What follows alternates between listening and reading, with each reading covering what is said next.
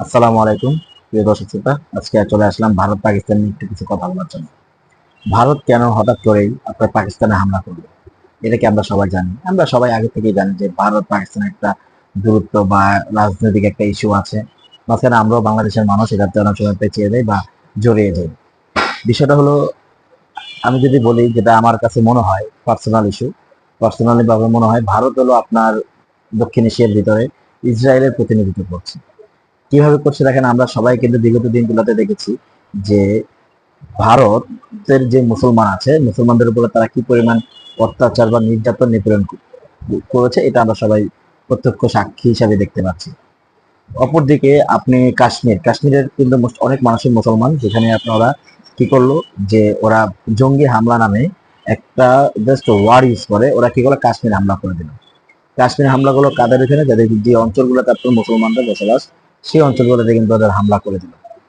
এখন আসেন, এরপরে হলো কি, হঠাৎ করে মধ্যরাতে আবার গতকালকে আপনার পাকিস্তানে ওরা বিমান হামলা করলেন। যদিও পাকিস্তান খুব জবাবটা খুব ভালোভাবে দিয়েছে এবং খুব সুন্দরভাবে দিয়েছে, যে তাদের 5টা রাফাল বিমান ওরা ধ্বংস করে দিল। যে পশ্চিমা বিমানগুলো ছিল, যেটা দিয়ে আপনার ফ্রান্স বলেন পশ্চিমারা খুব অনেক বড় হাহাকার উচ্চ আকাঙ্ক্ষা বা অহংকার করতো, সেই অহংকারকে পাকিস্তান খুব তীক্ষ্ণভাবে ভূপাতিত করেছে, মানে মাটিতে নামিয়ে নিয়ে আসছে তাদের অহংকার। এবং এইখানে আপনি দেখবেন যে এখানে আবার আরেকটা চাল আছে, সেখানে হলো চীন। চীন আবার আবার পাকিস্তান যে হামলা করছে, সে হামলার বোমা অস্ত্রটা ছিল আবার চীনের। এখন আবার চীন আবার মার্কেট খুব ভালো হাই চলে আসছে। তো এখানে কেউ বড় একটা রাজনৈতিক প্রেক্ষাপট, যেটা আমাদের ধারণার অনেক কিছু বাইরে, যেটা আমরা অনেকেই কম বুঝি বা বুঝতে পারবো না।